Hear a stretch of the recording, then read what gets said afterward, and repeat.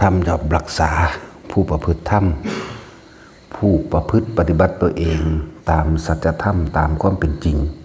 ความจริงอันนั้นเนี่ยสิเกิดกลายเป็นบุญจริตปกปักรักษาบุคคลผู้ประพฤติตามความเป็นจริงเองไม่ให้ตกไปสู่ที่ชั่วเพราะว่าที่ชั่วที่มีอันตรายที่มีภัยที่มีสงครามน้ำท่วมที่มีแผ่นดินถล่มฟ้าผ่าลมพายุที่มีโรคหลายที่อดอยากและแห้งแล้งหรือเอื่นว่าที่ชั่วซึ่งก็บ่มีผู้ใดปรารถนาแต่ว่าทำกรรมอันใดไว้ย่อมได้รับผลของกรรมนั้นๆสืบไปแต่หูผลว่าชาติหน้าจะเป็นเช่นไรดูการกระทำในชาตินี้อยากว่าล่ะชาตินี้รับผลกรรมใดชาติที่แล้วก็ทำผลกรรมนั้นแหละว่าพวกเขานั่นนะต่อของเก่าทุกคนได้เป็นชาติมนุษย์มาโดยเสมอกันแล้วเสมอกันเบิดเอาทั่วโลกเลยความบุคคลทั่วโลกเลยสามารถเสมอกันเลยแบบนี้ต่างตรงอนุสัยหรือนิสัยอุปนิสัยที่สั่งสมเขามาคนเกิดมาแต่สิเว้าโดยพื้นฐานมันคนที่มีศีลห้านั่นแหละมันยังเกิดขึ้นมาเป็นคนใดโดยพื้นฐานมันซื่อแต่ว่าสิ่งที่แตกต่างคือว่าอุปนิสัยที่สั่งสมอุปนิสัยสันดานสั่งสมเข้าไว้ตัวนี้ แต่ว่าถ้าไปคบเพื่อนที่เป็นกัลยาณมิตรก็ไหลไปสู่ความเป็นกัลยาณมิตรธรรมเรียกว่าล่ะถ้าคบคนพาลกับพ่อยพาลไปนำเลยคบคนเช่นไรย่อมซึมซาบเอาอุปนิสัยเช่นนั้นไปฉะนั้นเพื่อนว่ามนุษย์เป็นผู้ฝึกได้เข้าใจว่าล่ะเป็นผู้ฝึกได้แม้นสิบ่รู้จักหยังกระช่างเอาพวกนิโกเอธิโอเปียหุ่นมาแต่ว่าหันหน้าเข้ามาใครครวญและศึกษาพิจารณาคำสอนฝึกสมาธิก็สามารถฝึกสมาธิได้เป็นสมาธิได้บ่ล่ะสั้นแหละบัดนี้ถ้าฝึกไปในทางที่ป้นที่กี้ที่ลักเสพยากระเสพยาไปน้ำเขาอย่าว่าล่ะนั่งสั้นแล้วทุกคนมีโอกาสเสมอกันมาเกิดเป็นมนุษย์แล้วไม่ได้เลือกผู้หญิงผู้ชายแล้วก็ไม่ได้เลือกคนจนหรือคนรวยบ่เลือกขึ้นอยู่กับการไปคบค้าสมาคมกับบุคคลเช่นไรย่อมเป็นดูดังว่าบุคคลเช่นนั้นเหมือนคนดีเขาเจ้าก็ยกย่องคนดีล่ะเขาเจ้าบ่ได้ยกย่องคนเลวเด้เห็นบ่ล่ะคนดีความดีคนดีทำได้ง่ายความชั่วทำได้ยากส่วนคนชั่วจะทำดีทำได้ยากเพราะว่ามันสืบความเคยชินเนาะสั่นแหละ อย่างหมู่พระภิกษุสงฆ์องค์ใดที่เพิ่นนำธรรมะความจริงคำสั่งสอนของพระพุทธเจ้าแสดงแล้วตรงกับคำสอนพระพุทธเจ้าพุทธวจนะหรือปฏิบัติตรงจังสิเฮาก็ยกย่องเป็นธรรมดาเหมือนพระสัตว์ก็เฮาเคารพนับถือโดยพระธรรมโดยพระวินัยกับหลวงปู่น้อยนี่เป็นธรรมที่ละเอียดเป็นธรรมที่ลึกซึ้งเป็นความจริงที่เพิ่นผ่านกิเลสดำกฤษณามาได้ความหลงตัวนี้บ่ธรรมดาเด้เพิ่นผ่านได้บ่ล่ะแล้วเพิ่นก็นำสิ่งที่เพิ่นได้ประสบพบมาออกมาแสดงเพื่อให้คนได้รู้ความจริงมันนั่นแหละบัดนี้สิหาว่ายกย่องกันโดยความสนิทสนมบ่เลยบ่รู้จักกันเลยเห็นบ่ล่ะแต่ว่ารู้จักโดยพระธรรมธาตุธรรมธาตุโดยพระธรรมโดยความจริงย่อมเข้ากันกับความจริงเด้เห็นบ่ล่ะความจริงย่อมเข้าใจกับความจริงรับความจริงซึ่งกันและกัน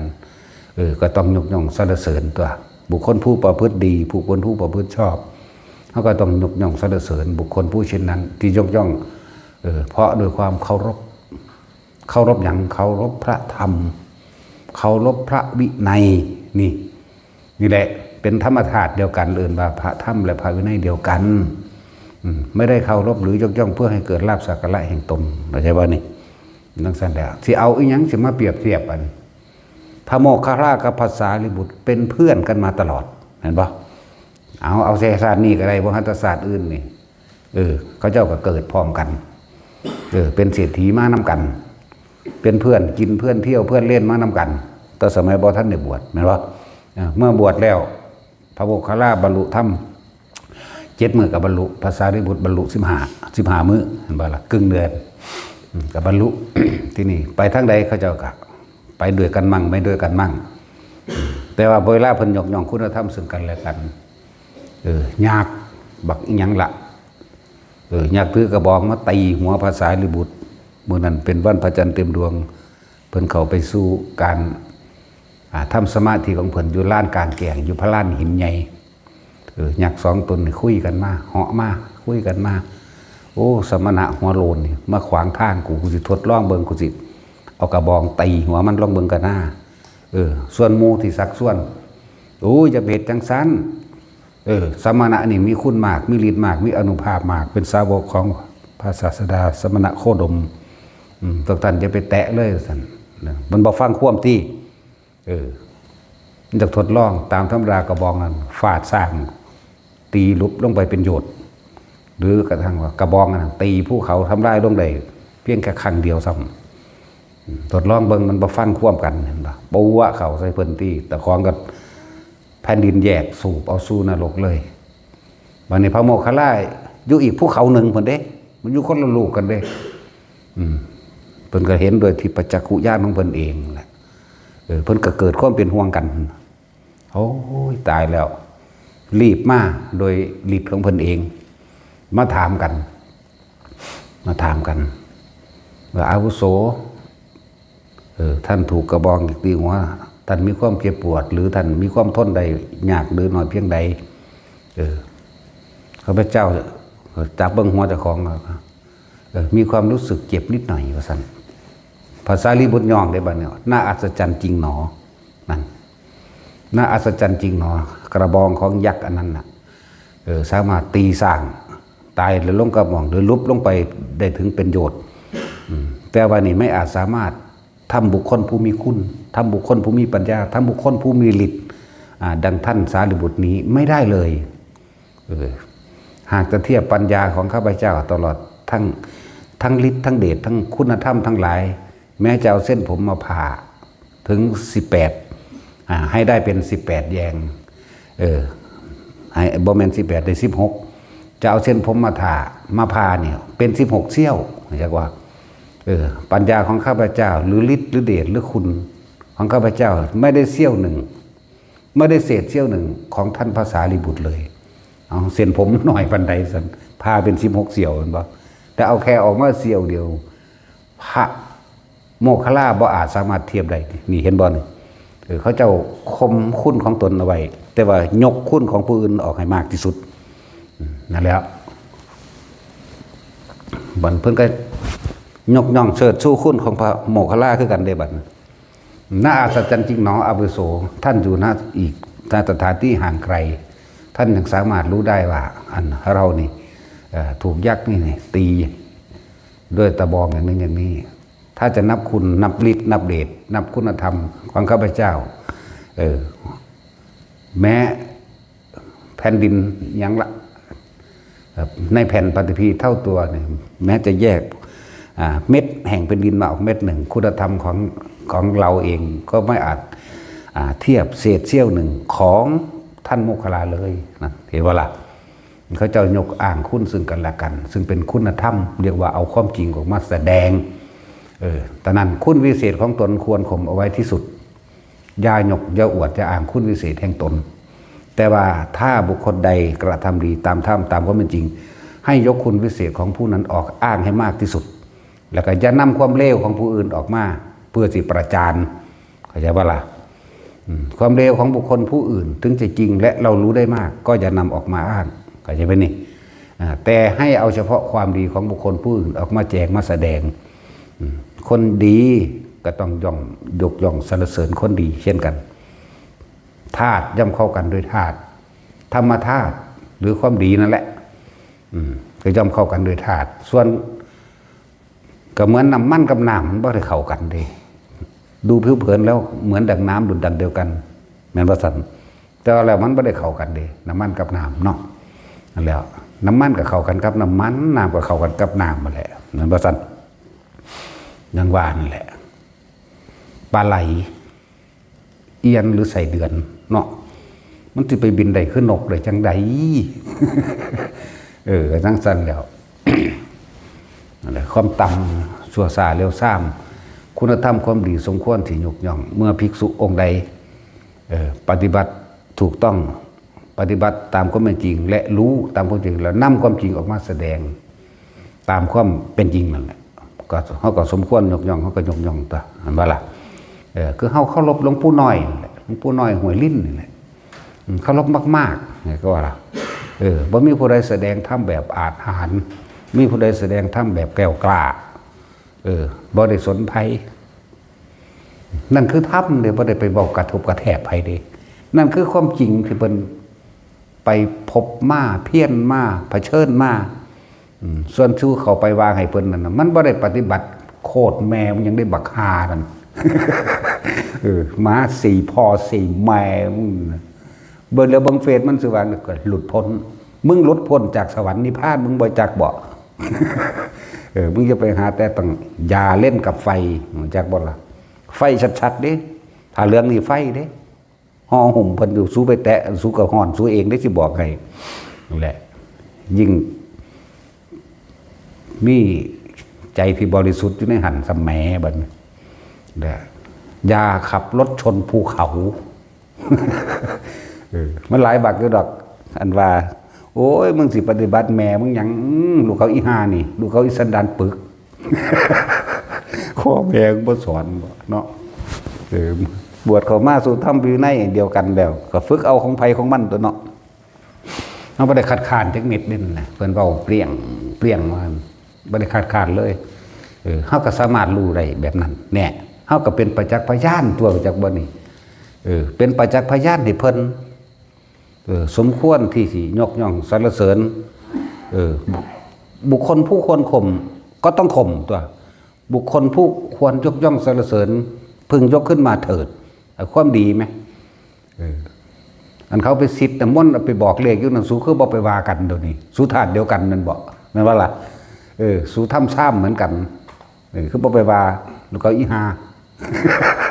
แต่กูด่าเด้โคตรพ่อโคตรแม่มึงนี่โคตรปู่โคตรยามึงผอมโคตรตากับยายมึงนั่มโอ้ยสันดานปึกหมาสีแม่มึงเนาะมึงหาซึมซาบออกจากแนวเร็วๆมึงก็รุดแน่นอนแล้วมึงไปหาแตะไฟหรอมึงอยากบ้าล่ะแล้วซ้ำเพิ่นมีชีวิตอยู่ไปหาขอเขามาเพิ่นได้ไปใช่ว่าล่ะบักได้อีได้กระซังที่แม่มึง ต้องตื่มต้องเสริมเพราะเฮาเป็นประเภทนี้ถ้าได้เลยกูถนัดนั่นสั่นแหละอันผู้เพิ่นผ้าปฏิบัติดีผู้เพิ่นผ้าปฏิบัติให้เขาถึงของจริงกับบ่พากันแสวงหาว่าเพิ่นเว้าบ่ม่วนว่าซั่นโอ้ยธรรมะบ่มีปลอบใจไผดอกมันบ่ซั่นบ่แม่นเรื่องกิเลสโอ้ยมักบ่ม่วนๆเนาะคุณโยมจังซี่ไปโลดดอกเอานะจุดเทียนหยัง9 ดอกนะธูปเท่านั้นดอกเท่านี้ดอกนะเอาสวดพร้อมกันนะโชคเงินทองไหลมาเทมามาคิดตัวจังสั่นเห็นบ่ล่ะกูได้ตัวไผเด้เนาะเปี้ยงบ่ได้ศรัทธากับศรัทธาบ่ศรัทธากับสร้างเด้เฮาบ่ได้บวชมาเพื่อให้ไผศรัทธาเห็นบ่ล่ะบ่ได้ล้มล้างลัทธิใดบ่ได้ศรัทธากับไผบ่ได้เพื่อลาภสักการะบ่ได้เพื่อสิ่งใดสิ่งหนึ่งบ่ได้แลกใดทั้งสิ้นนะเฮาอยู่ผู้เดียวของเฮาเฮ็ดของเฮาหมายถึงตอนเฮาศึกษาเฮาฝึกของเฮาเองไผมาฮู้มาเห็นนำเฮาโดยเนาะบัดนี้คนเห็นคือกันมันบ่ได้ขัดกันเด้คือพญาอินทรีบินอยู่ทั้งฟ้าเห็นสิฟ้าคือกันมันบ่ได้ขัดกันเด้เนาะล่ะเอียนมันจังได๋สิไปเห็นอันท้องฟ้าได้จังได๋เนาะมึงรู้จักเอียนบ่ได้ดูเขาอีห่านั่นมึงรู้จักเอียนบ่คนพ่อคนแม่มึงบ่เคยออมปลาไหลบ่นั่นแหละอยู่ในดินพุ่นเด้มันสิเข้ากันได้จังได๋เนาะ อ้อมปลาไหลใส่อินทรีย์มันอ้อมบ่เป็นเด้เนาะ จังซั่นแล้วบ่เป็นบ่เข้ากันนั่นแหละบุคคลที่คนยกขึ้นมาเพื่อเปิดเผยแผ่คุณธรรมความดีถ้าบ่ได้ยกแต่เพิ่นผู้เดียวได้บาดหลวงพ่ออินทวายวัดปานาคำน้อยนี่เฮาก็ยกผู้เพิ่นปฏิบัติดีปฏิบัติชอบแม่นบ่ซั่นหลวงพ่อสุชาติอภิชาโตหลวงพ่อครูอาจารย์หลวงพ่อปราโมทมื้อนี้แม่นบ่ซั่นหลวงตาสินทรัพย์มื้อนี้เฮาก็ยกเบิดครูบาชายครูบาทุยแม่ซี่เจิ้นชมพู่มื้อนี้เฮาก็งัดขึ้นมาเบิดเขาจังเว้าความจริงเขาบ่ได้เว้าโกหกหลอกลวงจังซั่นแหละหลวงพ่อบุญมาคัมภีรธรรมโมมื้อนี้เฮาก็บอกออกมาหลวงพ่อคันชิตหลวงพ่อเยือนมื้อนี้เห็นบ่มันก็ยกขึ้นมาตัวบุคคลผู้ควรยกก็ต้องยกคนที่ควรข่มเฮาก็ข่มบ่ข่มซื่อๆได้ถือปากพร้อมดาวพ่อคนแม่ของพ่อโคตรปู่ย่าตายายมันนำเนาะบ่สุดจักสอนลูก คือว่าล่ะว่าคนสิเลวบ่ได้เลวที่ชาติตระกูลดอกเลวด้วยตัวสันดานมันเองนะสันดานหมาเนาะก็จังซั่นเลยหมามีหน้าที่เฮาเด้มันบ่รู้จักได้ว่าอะไรดีอะไรชั่วเนาะเวลาหลวงปู่หน่อยด่าบอกว่าอันนี้หลวงพ่อมนบด่าบางทีโลดเด้อ ด่าโลดโคตรพ่อโคตรแม่มึงโคตรปู่โคตรย่าโคตรตาโคตรยายมึงหมาใส่แม่มึงอันนี้หลวงพ่อมนบด่าบางทีเด้อ บ่ผิดดอกบ่ผิดยกย่องครูบาอาจารย์ผู้เพิ่นมีธรรมอันจริงต่อพระโมคคัลลากับภาษาลิบุตรดิสันเพิ่นยกย่องกันบ่เห็นบอกมึงเรียนอยู่บ่เดี๋ยวนี้โอ้ยลูกเขาอีหานี่ มึงได้เรียนอยู่บ่เรียนพระไตรปิฎกอยู่บ่เดี๋ยวนี้นั่นแล้วตึงถ้าให้ไตรปิฎกมันก็ยังบ่รู้จักแม่มันบ่ล่ะพระพุทธเจ้ายกย่องนั่นน่ะมึงได้เรียนอยู่บ่คำว่าเอตทัคคะแปลว่าผู้เลิศพุทธเจ้าก็ย่องมันบ่สัตว์ผู้นี้เลิศทั้งนี้ภาษาลิบุตรนี่เป็นผู้มีปัญญามากแน่พระพุทธเจ้าก็ย่องดิก็ย่องอยู่ได้ว่าเห็นบ่นั่นนะเพราะสันเอิ้นว่าเลิศบ่โอ้ยลูกเขาอีสันดานหมานี่ เพิ่นเลิศทั้งนั้นทั้งนั้นแหละเพิ่นยกย่องให้ความดีความเด่นพระโมคคัลลาเป็นผู้เลิศทางใช้ฤทธิ์เพื่อให้เกิดประโยชน์เข้าใจบ่นี่บ่แม่นใช้ฤทธิ์เพื่อให้เกิดลาภสักการะหรือล้มลัทธิใดลัทธิหนึ่งเด้บ่ได้แม่นแบบนั้นพระองค์ห้ามบ่ให้ใช้ฤทธิ์แต่ว่าเวลาน่ะเพิ่นคือบอกไปปราบนั้นโทษปนันทนาคราชไปโมคคัลลาผู้เดียวเท่านั้นจึงจะสามารถปราบได้คำว่าปราบมานะทิฏฐิที่ใจบ่ได้ไปปราบวานสิสู่ฤทธิ์เดชของอริยะบ่ได้สู่ได้เบิดจักบ่ล่ะเนี่ยน้อยๆก็สู่ได้ภาษาดากสำนันหนึ่งเห็นบ่ซั่นสมณเณรสุมาณะมันก็สู่ได้สังกิจจะก็สู่ได้เน้นสุขะมันสู่ได้เบิดนั่นแหละกุมารกัสสปะมันสู่ได้เบิดแต่ว่ามันบ่เอามานะทิฏฐิเขาลงจากบาลบาทนี่เขาจะเอามองนี้ที่เพิ่นให้แสดงกันนะบ่มีผู้ใดสามารถจะปราบมานะทิฏฐิของพญานี่ได้มีแต่โมคคัลลาเท่านั้นเนี่ยเพิ่นก็ให้ไปเมื่อซ้ำที่ขามันมุนๆเลยมันสิไปยากอย่างภาษาสำนันเนาะแต่ว่าเขาบ่ได้ขาเขาขามานะทิฏฐิอันเป็นมิจฉาจากบ่อย่างตัว พระสงฆ์องค์ใดเพิ่นปฏิบัติดีปฏิบัติชอบเฮาก็ยกองค์นั้นขึ้นมาตัวบ่ซั่นสิว่าสังฆังสรณังคัจฉามิถือเอาผู้นี้เป็นสรณะนี่ก็เป็นหนึ่งในพระรัตนตรัยอยู่แล้วก็ยกขึ้นมาตัวเนาะเฮาบ่ไปย่องจักเทื่อได้อันใบหวยใบเบอร์ทำนายไทยทักนั่นนี่แม่นบ่ล่ะถ้ามันเก่งมันก็บอก100 ปีล่วงหน้าไว้ก็ได้ตัวถ้ามันมีตาทิพหูทิพรู้อนาคตสังสยานแท้แม่นบ่ล่ะซั่นตัวบอกเบิดประเทศพร้อมแต่มันปลุกเสกรุ่นรวยบ่เลิกรุ่นรวยพันล้านรุ่นเหนือดวงเหนือเดิงเหนือหามไปคอหาแมงบ่เนี่ยกูคือเห็นมันตายอยู่ เนาะมันคือเถ่าอยู่ซั่น เนี่ยเขาก็จังบ่ได้ย่านอันใดบ่เป็นความจริงเขาสิย่านอีหยังถ้าความจริงแล้วเฮาย่านกลัวบ่กล้าเล่นกับไฟจักว่าล่ะความจริงเด้เป็นสิ่งบ่ตายเด้สัจจังเวอมตะวาจาจักว่าความจริงเป็นสิ่งมาตายโดยเฉพาะธรรมเขาเจ้าออกมาจากความจริงของเขาเจ้าทั้งสั้นแล้ว ส่วนผู้บ่รู้จักอันใดจริงบ่ได้จริงนั่นน่ะบุคคลผู้กล่าวตู่ผู้อื่นย่อมลงสู่นรกเข้าใจบ่ล่ะทั้งสั้นแล้ว มาภูตวาทีนิเรียงอุปติคืออุบัติขึ้น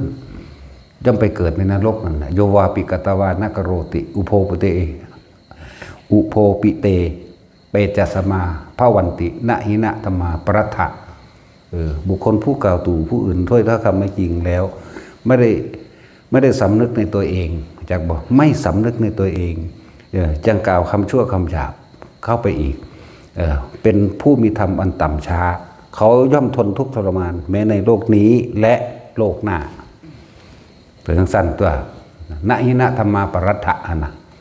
ผู้สอนบาลีความได้บานผมว่าได้เรียนดอกเด้อบาแรงสั้นเลยพวกมหาหังเบิงดู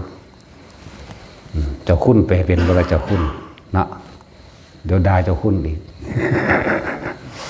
เจ้าคุณหลายเจ้าคุณได้เบิ่งอยู่นี่เนาะนั่นแหละตัวเองกล่าวทำที่ไม่ใช่กล่าวสิ่งที่ไม่เป็นความจริงว่าเป็นความจริงกล่าวอาธรรมว่าเป็นธรรมแต่ว่าถ้าสำนึกในตัวเองได้แล้วก็น้อมจิตมาเปลี่ยนความคิดใหม่เสียเข้าใจว่าล่ะก็เปลี่ยนความคิดใหม่ยอมรับตัวเองก็ปล่อยมันออกตัวบาดนี้ฝึกหัดปฏิบัติตนเองตัวจากถ้าอยากเห็นจากหูอยากเป็นคือเพิ่นเนาะคือเฮาแนะนำอยู่นี่แหละเอาผู้ใดเฮ็ดอธิษฐานอยากหูภพภูมิเจ้าของชาติที่แล้วเกิดมาจากไสก็มาเฮ็ดเอาตัวมาเฮ็ดเอามาเฮ็ดเบิ่งเฮ็ดเป็นแล้วแต่ของก็รู้ในตัวเองแหละเสื้อบ่เสื้อก็สร้างตัวเจ้าของเป็นผู้เฮ็ดเองเนาะเหมือนกันต่อมากะลองเอาหินออกเอาปากกาเอาหอดขวดน้ำเอาหอดขอนไม้มันก็ได้ตัวเอาแมงต้นย่างมันก็ยังออกเลยมันสิมีผ่าห่มว่าต้นย่างสั้นแล้วเฮ็ดออกแล้วเสื้อบ่เสื้อกะสร้างตัวเจ้าของเฮ็ดเองไหมเนาะเสื้อบ่เสื้อกะสร้างเลยนั่นแล้วเฮ็ดคือพระมื้อนี่คือก้อนหินหรือทดลองอธิษฐานกับร่างจิตอธิษฐานใส่สมาบัติแห่งตนมื้อนี้ไปปกป้องผู้อื่นมันได้เบิดนั่นแหละจักบ่ล่ะเพียงแต่เฮาบ่มักบอกนั่นจังซี่ว่าแต่มีฤทธิ์มีเดชซื่อๆดอกยกตัวอย่างในครั้งพุทธกาลกับพระโมคคัลลาป้องกันชีวิตให้เศรษฐีนั้นได้ป้องกันทรัพย์สมบัติให้เศรษฐีนั้นได้แต่ว่าเราไม่อาจสามารถป้องกันศรัทธาของท่านได้ท่านต้องรักษาด้วยตัวเองเข้าใจบ่นี่พระพุทธเจ้าสิไปโปรดเอาหญิงยากจนแต่ว่าเฮ็ดจังใดได้บาดนี้ไปรับของเศรษฐีไว้แล้วแต่ว่าคนผู้นี้ตายแน่ในเวลาที่พระพุทธเจ้าสิไปเพิ่นก็เลยให้พระโมคคัลลาไปต่อรองอยากบ่ไปต่อรองสงเคราะห์คนจนซะนะคนผู้นี้รวยอยู่แล้วนั่นแหละทางเศรษฐีก็บ่ยอมพระโมคคัลลาก็เลยต้องต่อรองว่าถ้าท่านเป็นผู้มีธรรมถ้าท่านเป็นผู้มีเมตตาในตนเองขอให้เห็นใจหญิงยากจนคนนั้นเถิดเขาก็มีชีวิตหนึ่งรักตัวเองเหมือนกันกับท่านใช่ป่ะล่ะพอหญิงคนนี้จะต้องตายภายในเวลานี้แต่เขาจะรอดได้ตลอดทั้งได้บรรลุซึ่งมรรคผลเขาจะได้บรรลุโสดาบันในเวลานี้ถึงจะตายหรือไม่ตายก็ช่างเถอะแต่ว่าเศรษฐีก็ต่อรองขึ้นมากันหากข้าพเจ้าจะตายล่ะข้าพเจ้าก็พลาดโอกาสที่จะได้ทำทานหรือได้พบพระศาสดาเราจะเป็นผู้รับรองให้พวกนี่ว่าล่ะพระโมคคัลลาเอาตัวเองประกันเลยเราจะรับรองชีวิตของท่านแล้วถ้าเกิดไฟไหม้สมบัติของข้าพเจ้าไม่มีสมบัติเราจะรับรองสมบัติท่านด้วยเราจะรับรองธาตุท่านด้วยเราจะรับรองทั้งสมบัติที่มีวิญญาณและมีวิญญาณไม่มีวิญญาณให้กับท่านด้วยจะน้อมนั่นแหละน้อมพุทธเจ้าจึง ของคนยากจนเราบ่มีหยังสิท่านมีเขาทับพี่เดียวหนึ่งเนี่ยพุทธเจ้าก็แสดงความเกิดเป็นทุกข์ทุกข์เพราะความหิวนะเพิ่นก็เอาปัจจุบันที่เป็นนั่นเด้มาสอนเพิ่นเอาปัจจุบันนี่ดีเด้คนนี่เป็นคนแก่ยากจนหาของป่าหานั่นหานี่มาพ่อได้แลกเขาเพิ่นก็เอาเรื่องจริงๆของชีวิตผู้นั้นได้มาเว้าความเกิดเป็นทุกข์ทุกข์เพราะหิวทุกข์เพราะร้อนทุกข์เพราะหนาวทุกข์ไม่มีที่จะอยู่เธอต้องลำบากเธอต้องกระวนกระวายใจทั้งสั้นแล้วเธอดิ้นรนแสวงหาเพื่อแค่ยังประทังความหิวเพื่อไม่ให้เกิดแสบท้องเพื่อป้องกันความร้อนความหนาวมันก็เทศไปเห็นว่าความเกิดเป็นทุกข์ความเจ็บไข้ได้ป่วยไม่สบายเป็นทุกข์ก็ถามว่าเธอเคยเจ็บไข้ไม่สบายไหมเคยพระเจ้าค่ะนะฟังไปกับบรรลุโสดาบันมันก็รับเขามันก็สันให้เบิ่งเลยเด้นั่งในที่สมควรอันหนึ่งเราสันให้เบิ่งทั้งนั้นกับวือขึ้นเลยปีติปราบปื้มน้ำตาไหลขนาดนั้นเด้ดูน้ำว่ากอยลอยขึ้นบุระวือขึ้นเลยบ่ขาดคิดว่าในใจของคนทุกคนผู้นั้นอาหารนี่ของเราเป็นของหยาบเป็นของต่ำช้าเป็นของคนจนเขาคิดไว้ว่าพระพุทธเจ้าเคยเสวยอาหารเฉพาะที่ดีที่ประณีตของคนจนคนต่ำสายยังเฮาแถมจำเป็นทุกขตะขอทานอีกต่างหากเวลาบ่มีก็ไปขอทานเวลามีก็ไปแลกก็จะว่าล่ะบ่คิดว่าสิเพิ่นสิกรุณาถึงขนาดนี้เกิดไปติน้ำตาไหลร้อยขึ้นกายร้อยขึ้นพร้อมเหมือนเด้บ่ธรรมดาเด้นั่นแหละมันก็เลยคมปิติไว้ได้ก็เลยพิจารณาอริยสัจนั่นเองไหวในตำราว่าบรรลุโสดาบันนะว่าโสดาบันแล้วเลยไปหอดปุ่นสั้นแล้ว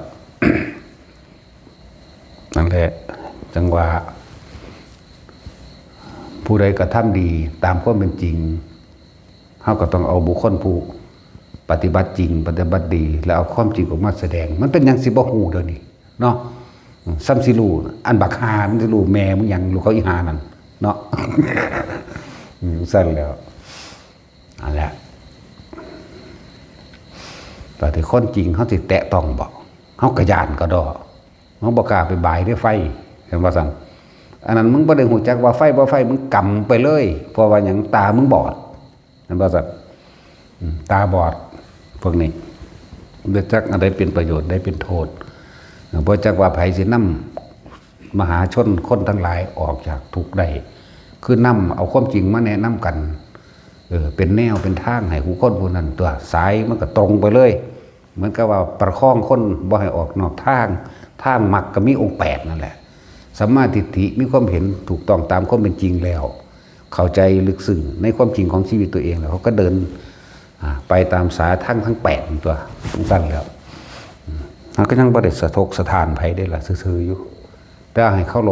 พเด้เคารพธรรมเด้เคารพธรรมจักว่าโตคนจักมาก็ตายดอกไปก็เลยเฮาก็สิตายคือกันนะ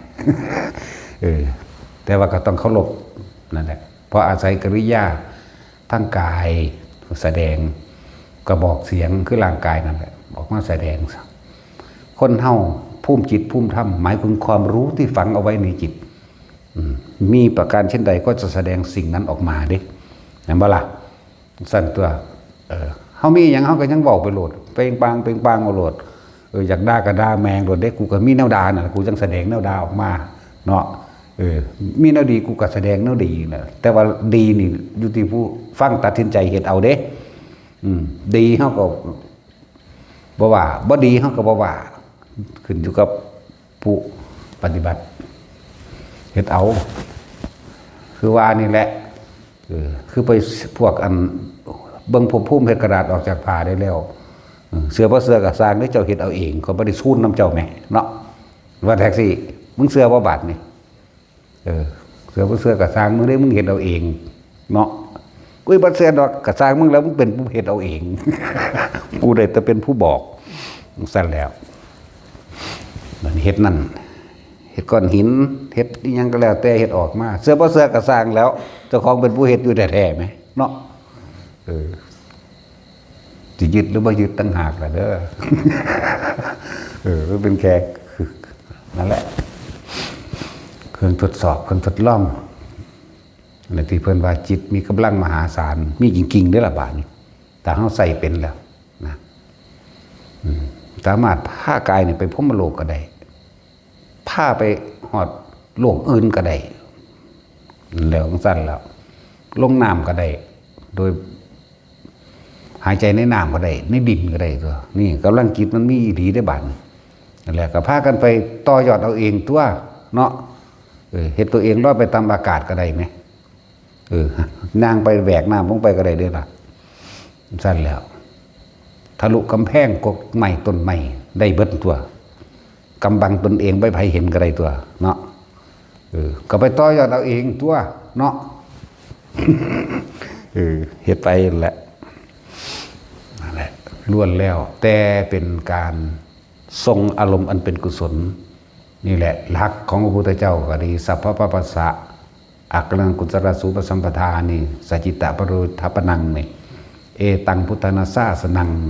นี่คือคำสอนพุทธเจ้าแต่ว่าแล้วแต่ว่ากุศโลบายของไผของมันแม่นบ่พุทธเจ้าเสมอเลยพุทธเจ้า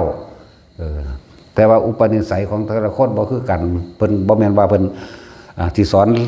ลักเดียวเท่านั้นเด้บอกกับผู้หนึ่งอีกแบบหนึ่งบอกกับผู้หนึ่งก็อีกแบบหนึ่งสอนไปตามอุปนิสัยสอนไปตามความต่ำความเป็นปานกลางหรือความละเอียดอย่างว่าเบื้องต้นท่ามกลางและที่สุดเห็นบ่สั้นตัวเจ้าที่สุดมาสอนคนปึกๆมันสิเห็นอย่างเป็นเนาะคือสอนพญาค้อนคนปึกเล่นคนฟองอย่างเงี้ยเป็น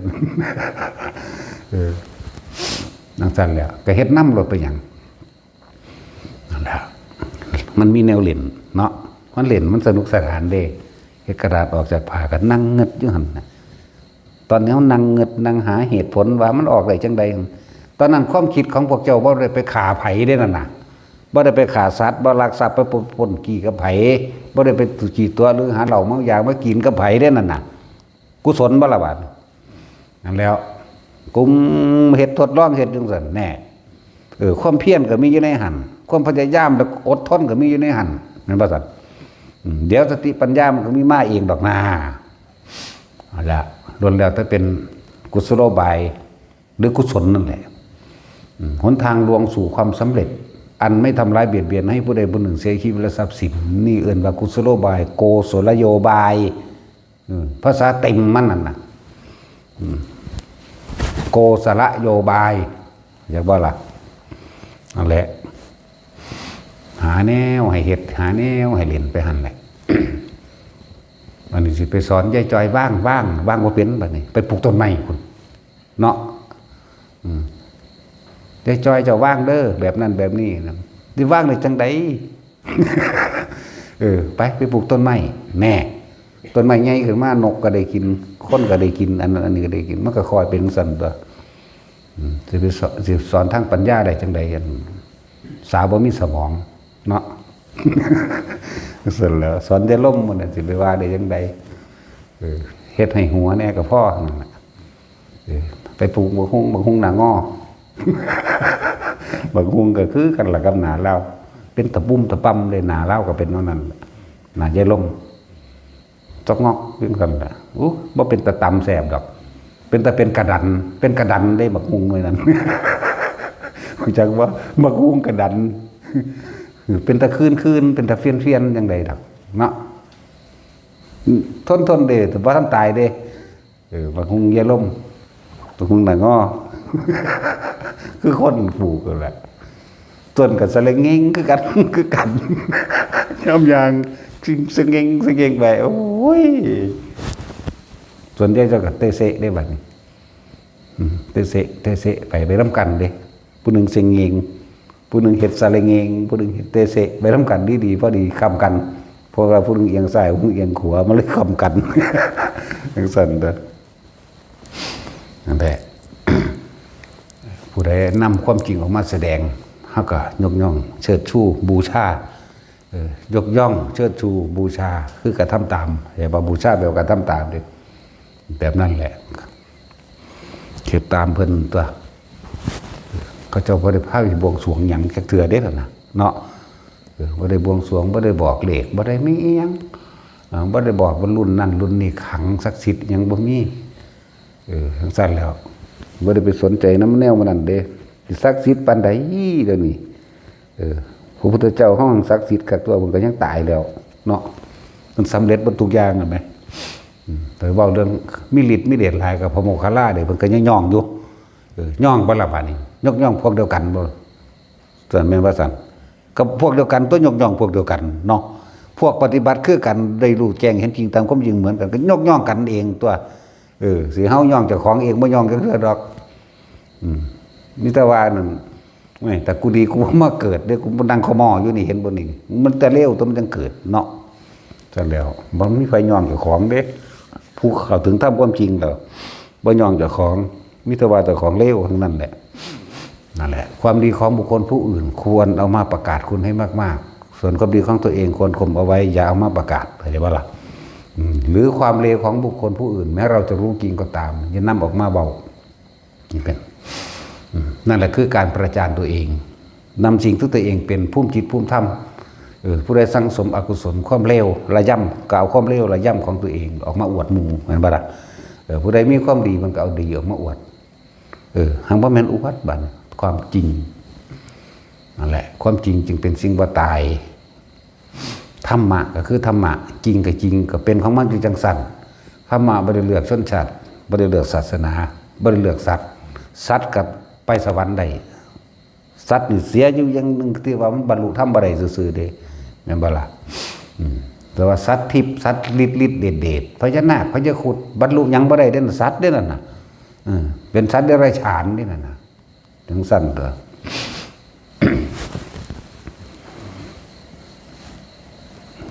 เขาก็ทำบุญไปสวรรค์ได้เกิดเป็นมนุษย์ได้เหมือนกันอันนี้ง่วก็ไปสวรรค์ได้ดีล่ะโคนันทวิสารจากตายจากสั้นก็ไปเกิดอยู่ในสวรรค์คนเดียวล่ะง่วพญาง่วทั้งสั้นแล้วเนี่ยมันไม่ได้แยกด้วยบัดนี่คือถ้ำนี่คือความจริงผู้ใดทำความจริงโดยคุณประโยชน์ให้ผู้อื่นแล้วก็โดยไม่เบียดเบียนให้ผู้ใดเสียชีวิตทรัพย์สินนี่คือความดีคำว่าดีคือต้องไม่เบียดเบียนทำร้ายให้ผู้ใดผู้หนึ่งเสียชีวิตทรัพย์สินนั่นแหละนี่เป็นว่าดีตามความเป็นจริงแต่ผู้ใดระลึกนึกถึงระลึกแล้วบ่มีความเลวใดมาปะปนบ่มียังเห็นให้เกิดของข้ามองใจบ่มีมันก็ไปสวรรค์ตัวบันตายแล้วเพราะความเคยชินในการกระทำจิตมันติดหม่องใดมันติดความดีก็ไปเกิดทั้งดีแต่ติดความเลวมันก็ไปเลวนั่นแหละมันจะไปแม่นอีหยังนั่นแหละจิตสุดท้ายผู้ใดเฮ็ดอันใดสั่งสมสิ่งใดไว้มันก็ชินกับสิ่งนั้นแหละนั่นแหละจังว่าภูมิจิตภูมิธรรมผู้ใดมีอันใดก็เอานั้นออกมาแสดงเด้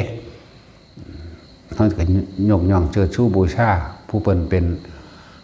คนจริงธรรมจริงอริยะก็เอาออกมาตัวบ่ย่องจังเทื่อได้ล่ะพวกไปหาสักไล่มิตรดาเนาะ มันก็คนละธาตุกันเนาะมันคนละธรรมธาตุสูมันอธรรมธาตุมันคนละเรื่องกันเด้เบิดไปย่องเด้รุ่นนั้นรุ่นนี้รุ่นใดก็สร้างแม่มันขายเฮ็ดหยังมันก็บ่เฮ็ดเอาเนาะรุ่นรวยพันล้านสิคนพ่อคนแม่มึงว่ามันสิไปใดมันต้องทางใดเดี๋ยวนี้เนาะรวยเบิ่นเลิศใส่ไปใส่ซื้อให้พระพุทธเจ้าเป็นหลวงพ่อหยังแน่ล่ะหลวงพ่อรวยแน่หลวงพ่อ โอ้ยตายแล้วบ่ได้ย่องเลยล่ะแนวนี้นี่ก็ด่าโดยเฉพาะภิกษุนักบวชส่วนคนธรรมดาเฮ็ดจังไดก็เฮ็ดไปตัวมันเป็นอาชีพคือเขาปลูกผักปลูกหญ้าขายปูขายปลาหามาได้เขาก็ขายหอยขายกบขายไก่ขายเป็ดนั่นบ่ซั่นพวกขายพระพวกนี้เขาก็เป็นอาชีพเขาบ่แม่นภิกษุนักบวชขายลูกอันเป็นพ่อแม่ของเจ้าของนั่นบ่ซั่นก็คือว่าแล้วมันบ่แม่นพ่อแม่เขาก็เลยเฮ็ดขายนั่นบ่ซั่นพระธรรมและวินัยนี่เป็นศาสดาแทนเราตถาคตก็นั่นแหละพ่อแม่เฮาแม้นสิเป็นรูปเหมือนพระปฏิมากรพระพุทธรูปหรือรูปพระสงฆ์เขาก็ไม่ได้ขายแม่นบ่ล่ะก็คนละอันตัวนั่นแล้วจะไปขายได้ยังไงผู้เรียกว่าบูชานี่เคารพนับถือยินดีกระทำตามด้วยความเคารพ มันเป็นธรรมดาได้คำว่าพ่อแม่ครูอาจารย์คำนี้เป็นหลวงตาอีพ่อใหญ่บัวถึงได้เป็นผู้ว่าเนี่ยมันออกจากความรู้สึกหรือความรู้สึกของเพิ่นกะคักได้นั่นเป็นทั้งพ่อเป็นทั้งแม่เป็นทั้งครูเป็นทั้งอาจารย์เป็นผู้ปกป้องให้กำลังใจเป็นผู้คอยดูแลเหมือนกับมารดาเนี่ยให้นมให้น้ำดูแลปกปักรักษาป้องกันเหลือบยุ่งไห้บาสันครูเป็นผู้บอกเป็นผู้สอนด้วยพร้อมเป็นอาจารย์คือทำตัวอย่างให้ดูพวกน่ะนี่คำนี้มันออกมาจากความรู้สึกของคนจริงๆไม่ว่ามันเว้าไปตามเขาบ่ได้เว้าไปตามไผได้ครู่จานเขาก็เอิ้นครู่จานอาจารย์เขาก็เอิ้นอาจารย์หลวงปู่หลวงตาเขาก็เอิ้นหลวงปู่หลวงตาไปโลดเด้ตั้งแต่แล้วมันต้องออกมาจากความที่เจ้าของสุดซึ่งในชีวิตมื้อนี้ให้ได้เบิดนั่นแหละเคยจนว่าไปขออีพอขออีพอยังบัวเฮาอิทธิบาท4อิทธิบาทภาวนาเจ้าก็เฮ็ดได้ขอสิตายแทนเจ้าเอาบ่3เทื่อเดี๋ยวธรรมดาดิไปวายแนวมึงเอาอายุนี่ให้เอาความแข็งแรงให้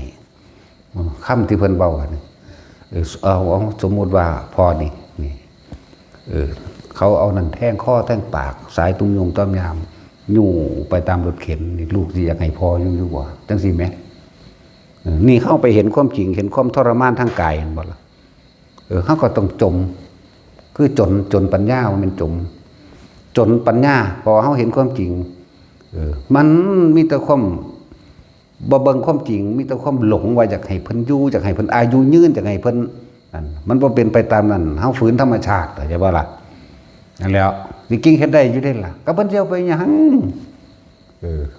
มันจังมาเข้าใจคือเฮาเดี๋ยวนี้แล้วตายเดี๋ยวนี้หังดีเด้แล้วนี่กึกเข้าไปหั่นเอาไปเผาทิ่มโลดบัดนี้เนาะบ่ได้อยากอยู่ได้ล่ะไผสิไปอยากอยู่เนี่ยเฮาเบิ่งสภาพนั่นนี่เวลากินข้าวกันสิผู้อื่นมาป้อนทั้งสายยางจังซี่ว่าเอาซั่นบอกแบบนั้นแม่นบ่ล่ะนั่นแหละเฮาก็ต้องจนใจด้วยเหตุผลนั่นแหละจนใจด้วยเหตุตัวจนใจด้วยผลตัวโอ้แม่นของเพิ่นน่ะตั้งแต่เฮาเห็นผู้เฒ่าย่างกลมๆซื่อๆมันก็น้ำตาไหลแล้ว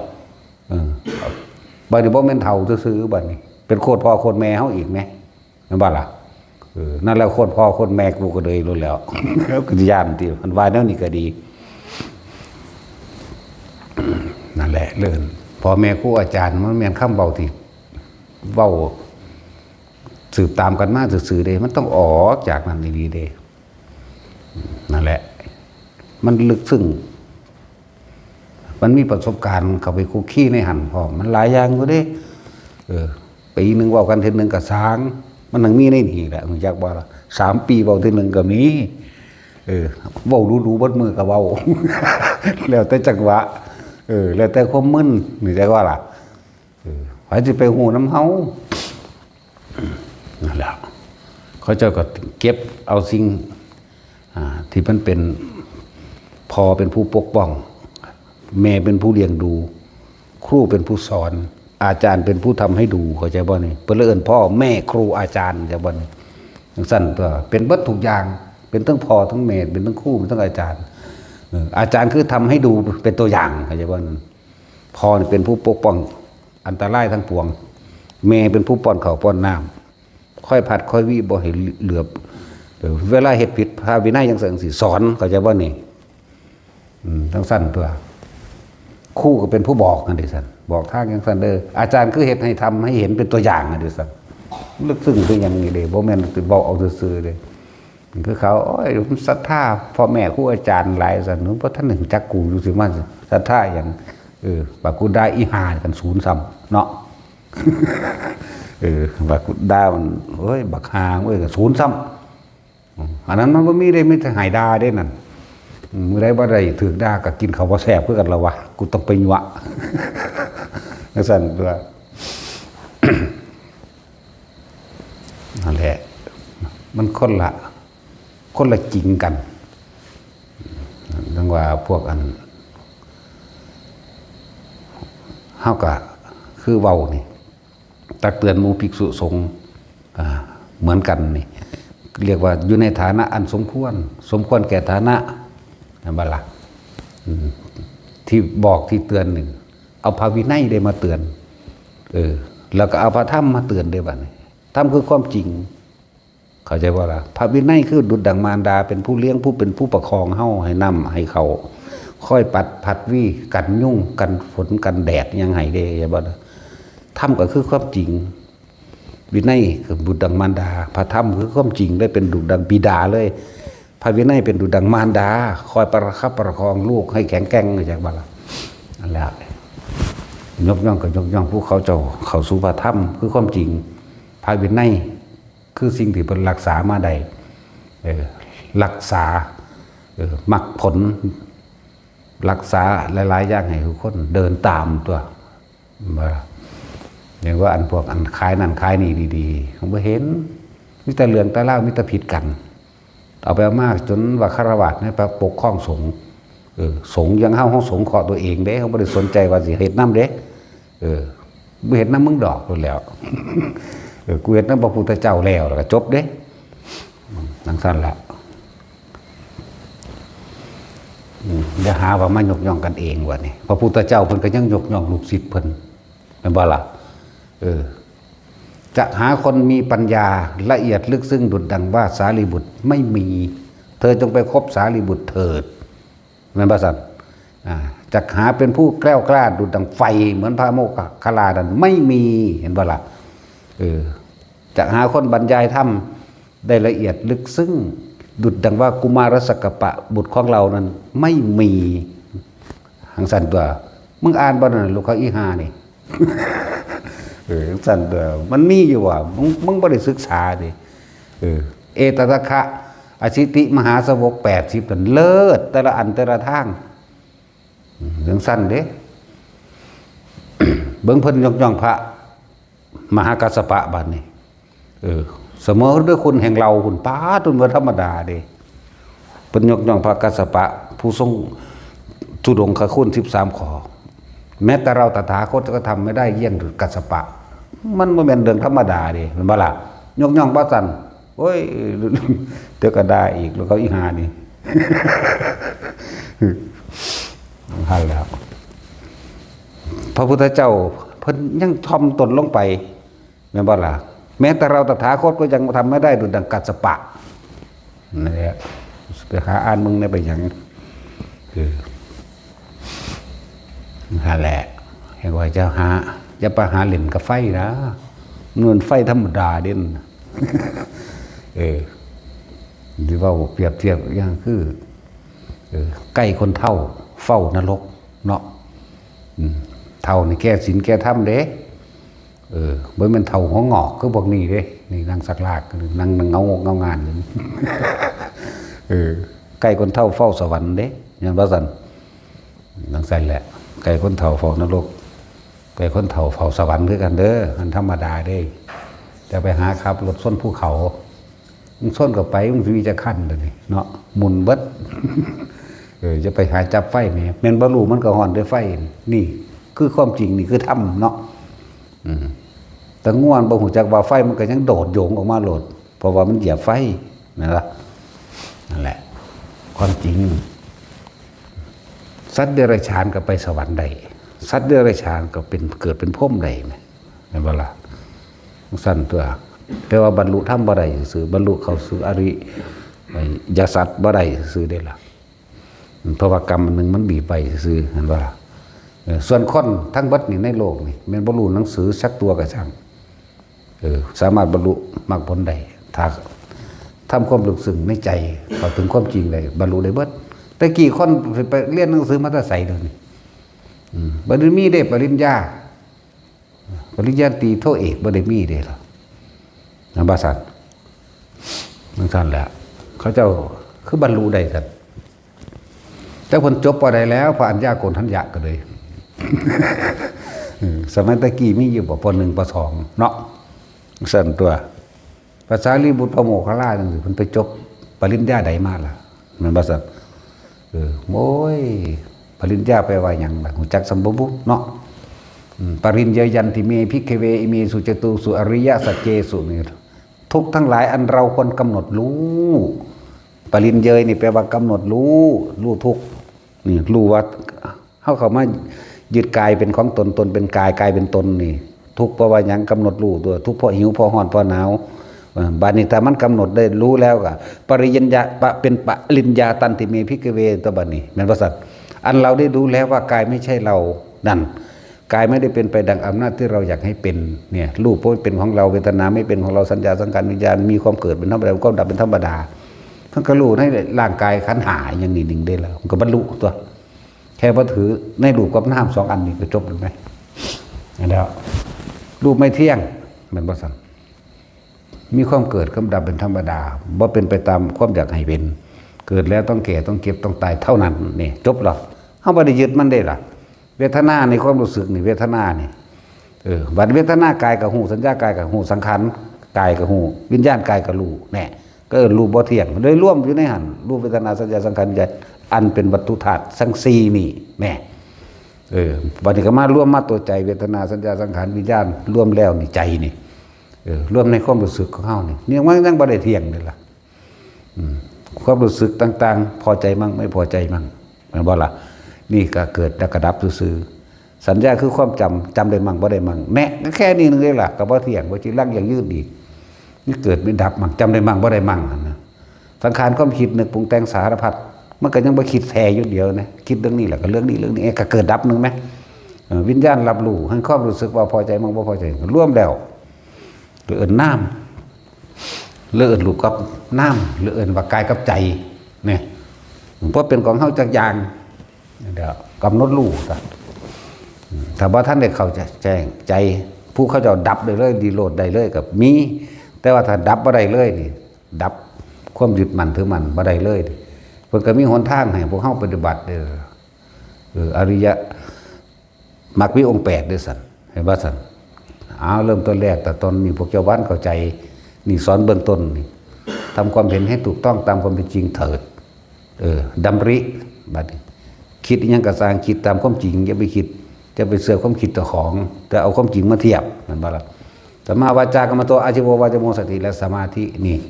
ดูแก้งตัวนี้ติดกระดุมเม็ดแรกถูกต้องแล้ว2 3 4 5 6 7 8ถูกต้องเบิดก็อยู่ในทางมันเองมันจะไปหอดใสถ้ามีความเห็นถูกตามความเป็นจริงแล้วมันบ่โดนเด้ศาสตร์นี้เลยก็ได้เด้ล่ะนั่นบ่ล่ะกันแล้วคนที่แยกออกไปเนยยะนี่ต้องฟังบ่อยๆฟังให้มากทำบ่อยๆทำมากๆทำให้เป็นดุจดังยานนี่เนยยะสามารถให้ข้อคิดต่างๆความเห็นต่างๆเพื่อให้เกิดแนวทางให้เข้าถึงความจริงเลยเนยยะแต่ว่าล่ะบ่เป็นขีปาบ่เป็นทันทาขีปาพิญญานี่ฟังทีเดียวก็จบทันทาพิญญากับฟัง2 เทื่อ 3 เทื่อตอนนี้แต่ว่าพวกเฮานี่เด้เนยยะหรือสิไปหาปะทะปรมะคุณบุ๊ก เนาะปะทะพวกหูกระทะหลวงตาว่า หูกระทะหูทองแดงจับต้องก็บ่ได้ถ้าศูนย์นี่ตะกูถ้าจับผิดตะกูเนาะหูทองแดงหูไฟพวกนี้ฟังยังขึ้นเครียดแงกใส่รถนี่ไหมโอ้ยตบปากมันหัน เนาะแท็กซี่ แต่ค่อยแต่จับผิดอยู่อันแนวดีๆลอยยากเบาเด้อันอย่างเดียวว่าถือใจกูอยู่แหละนี่เอาเนาะ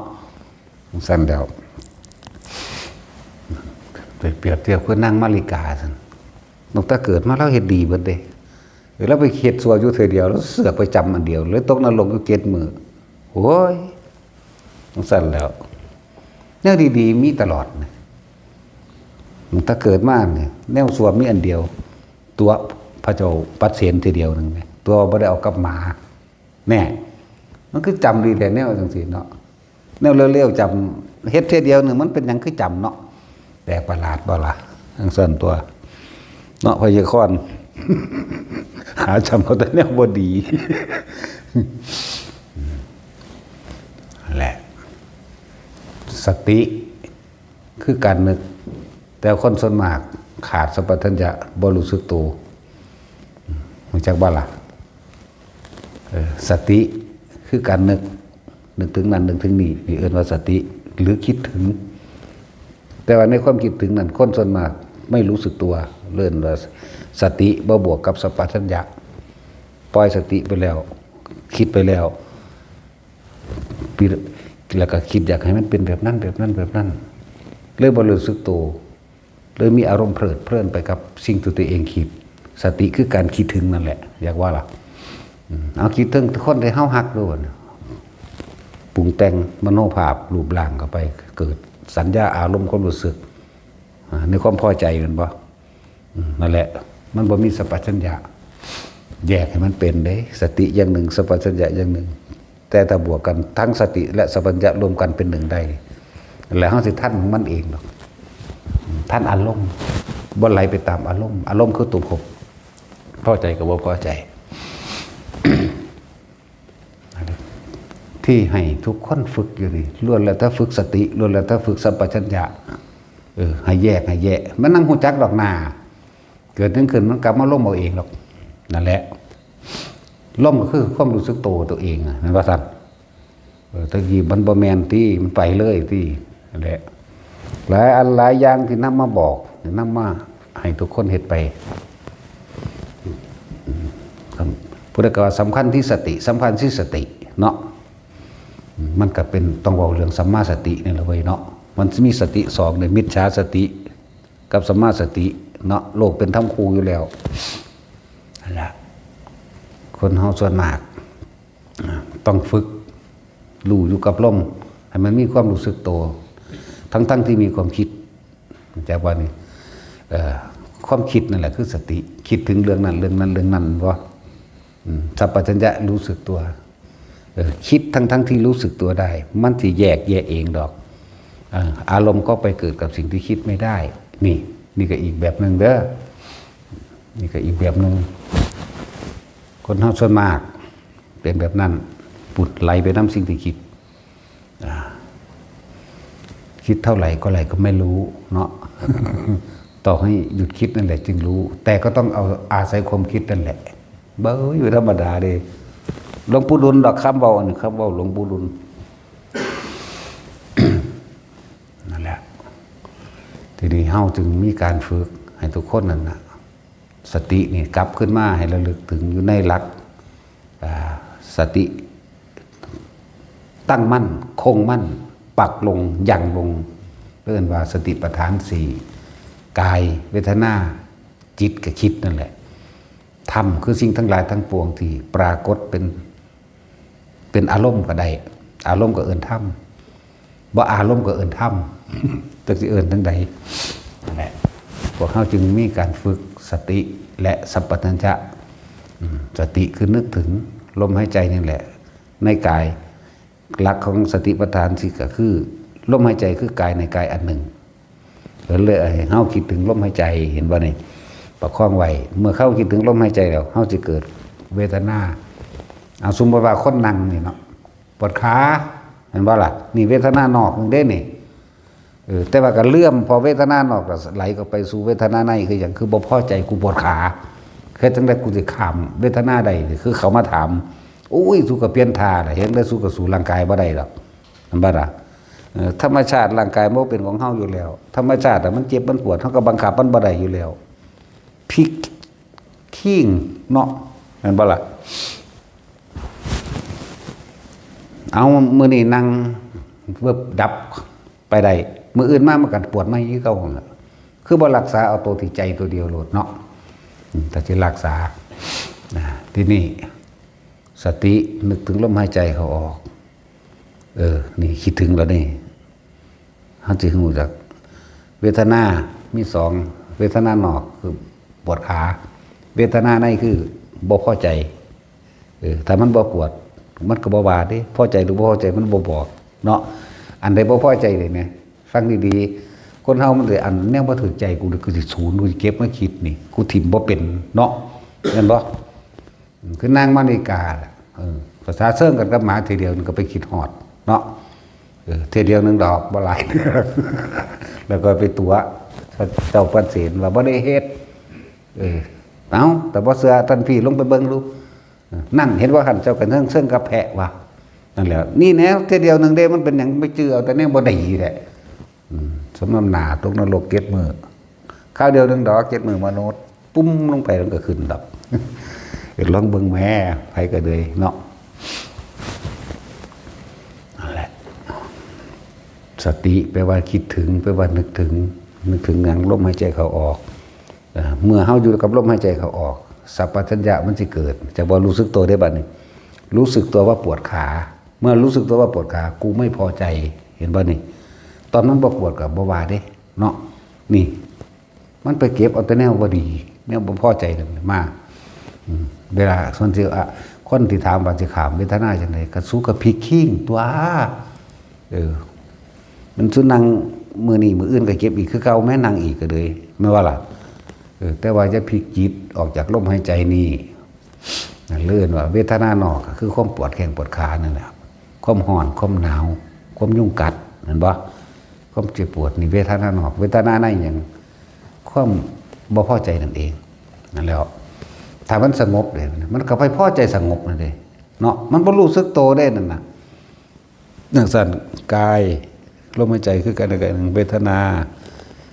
านอกคือการเจ็บปวดร่างกายเข้าใจว่านี่บ่พอใจเวทนาในคือบ่พอใจนั่นเองมันก็มีสองอย่างทั้งพอใจและไม่พอใจจิตคือความคิดนึกปรุงแต่งแต่ว่าจิตในจิตกับไปอีกมันเป็นอย่างคือบ่ควบคุมคือบ่รู้เท่ารู้ทันว่าสิ่งทั้งหลายทั้งปวงมันบ่เที่ยงแท้แน่นอนดอกให้ฮู้ทันในความรู้สึกตัวของมันรู้สึกตัวว่าปวดขาเข้าใจบ่นี่พลิกขิงเปลี่ยนท่าหรือนั่งอยู่แล้วจะเปลี่ยนท่านั่งไม่ก็ได้แต่ว่าอย่าออกจากลมหายใจนี่สัพพัญญะจากว่านี่รู้สึกตัวอยู่นี่เพราะมันเอาความรู้สึกไปอยู่กับปวดขาแล้วไม่พอใจแต่ว่านี่รู้สึกตัวแบบกลางๆเดินมาสัพพัญญะสติคือคิดถึงสัพพัญญะคือรู้สึกตัวมันจะต้องคิดถึงตามความเป็นจริงว่ากายหรือว่าเป็นของเฮาบังคับบ่ได้แหมก็เปลี่ยนท่าทั้งตัวเนาะหลังจากนั่งอยู่นี่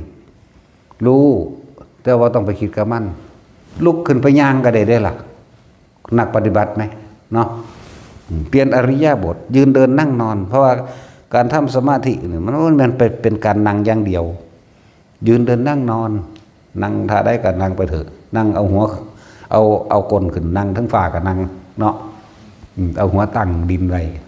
เอากันนั่งอากาศก็นั่งเอาก้นขึ้นเด้อว่าให้เข้าใจว่ากระแทกกระทันน้ำมันแหละโง่หลายก็เลยว่าเสียดสีน้ำปึกหลายย่างไปกับยุคกับลมหายใจนี้ต่อมาเวทนาในเวทนามันก็เกิดอีกอย่างหนึ่งก็คืออาการอุเบกขาเวทนานั่นเองนั่นแหละเป็นตัวสัพพัญญะเป็นตัวรู้สึกตัวที่เขาฝึกให้ทรงชาติเจริญชาติหรือจับจุดอารมณ์นั่นแหละเวทนาในเวทนาคนเฮาบ่ฮู้จักว่าอันใดสิเป็นเรื่องอุเบกขานี่มันเป็นจังไดความรู้สึกของอุเบกขาคนบ่ฮู้เด้คนเฮาที่อยู่สองอย่างดีใจก็หัวแฮ่นๆตบมือเต้นแห้งแรงกาเข้าไปเสียใจเด้ก็ทั้งไห้ทั้งห้องทั้งอยากฆ่าเขาแม่นบ่ล่ะนี่พอใจกับบ่พอใจมันโดดขาบอุเบกขาแล้วก็เลยให้หาจุดอยู่จุดเพื่อจะรู้เท่าทันสุขและทุกข์หรือพอใจกับไม่พอใจต้องเอาอุเบกขามาเป็นตัวกลางตั้งไว้ซะก่อนตัวเพื่อหยังเพื่อจะรู้เท่าทันความคิดนี่สติคือมันไปคิดถึงผู้นี้แล้วดึงกับมาตัวบาดนี่มันว่าซั่นมันก็เป็นจิตในจิตควบคุมเลยสติกำกับจิตเลยเป็นความรู้สึกตัวทั่วพร้อมไปหรือว่าจิตหนึ่งตั้งอยู่ในอารมณ์ที่เป็นหนึ่งอันเป็นอุเบกขาด้วยนั่นแหละคำว่าธรรมคือหยังโอ้ยกับพ่อใจกับบ่พ่อใจนั่นแหละทำในธรรมก็เลยเรียกว่าล่ะธรรมนอกก็ยังอารมณ์มันเกิดจากการเห็นบุคคลอีนี่งามเว้ยมันพ่อใจหรอกอีนี่บ่งามเว้ยบักอันนี้อีอันนั้นสัตว์นั่นสัตว์นี่เรื่องเล่าต่างๆกันบ่ซั่นนั่นแล้วนั่นแหละธรรมเลยทั้งหลายว่าธรรมทั้งเบิดเฮ็ดจังได๋เฮาสิละทั้งเบิดใดก็ต้องอยู่ในระหว่างอุเบกขาให้มันเป็นแล้วเฮาสิเห็นดอกกายเวทนาจิตธรรมคือสิ่งทั้งหลายทั้งปวงนั่นแหละคือธรรมบ่ว่าสิเป็นภายนอกก็อาศัยของภายนอกแหละมากระทบมันจึงเป็นของภายในธรรมนอกหรือธรรมในธรรมในคือพอใจกับบ่พอใจเขาเปิดเพลงมาหูยินมาเพลงบ่ม่วนเฮ้ยจะเปิดแมงอย่างแบบนั่นเห็นบ่ล่ะนี่ธรรมนอกกับสู่ธรรมในบ่นี่ความพอใจและบ่พอใจนั่นน่ะถ้าเปิดเพลงจังซี่นะแม่สุดท้ายนั้นคือฟังบ่รู้เรื่องบ่จากภาษาแต่ม่วนเด้เนาะมักแม่ นี่ก็บ่ทันอีกนั่นบ่ล่ะนั่นแหละแต่นั้นแต่เขาอยู่ในความรู้สึกตัวอันเป็นกลางได้มวลหรือบ่มวลมันก็รู้อยู่ความรู้สึกมันบ่ออกไปสัพพัญญะจากบ่รู้สึกตัวนี่อุเบกขานี่มันก็สิรู้ว่าเพลงนี่เขาแต่งดีมวลเนาะก็คือมวลเด้แต่ว่าบ่ไปอินรู้จักว่าอินเนอร์บ่เข้าไปลึกเข้าไปนี่เกิดความรู้สึกเพลิดยังไปน้ำมันเด้บ่มวลก็รู้คือกันรู้จักว่าล่ะ